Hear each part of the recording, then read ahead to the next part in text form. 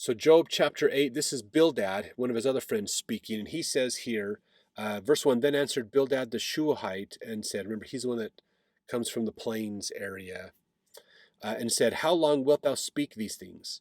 And how long shall the words of thy mouth be like a strong wind? So he's kind of like, what are you, Job, you've got to get out of this negative thought process that you're in.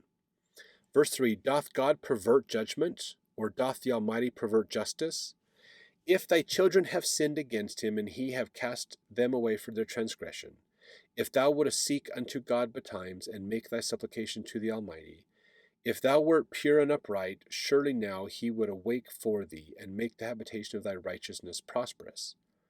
Though thy beginning was small, yet thy latter end should greatly increase. For I inquire, I pray thee, of the former age, and prepare thyself to the search of the fathers.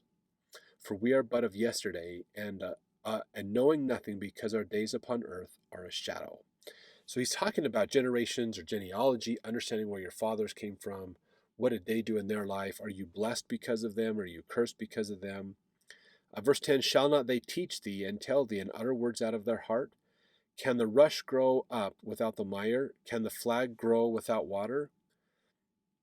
Flag is reeds, basically. Can the reeds grow up without water, like a cattail, basically?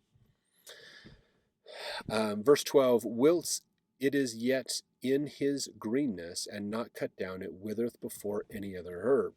So are the paths of all that forget God, and the hypocrite's hope shall perish, whose hope shall be cut off, and whose trust shall be a spider's web. He shall lean upon his house, but it shall not stand. He shall hold fast, but it shall not endure.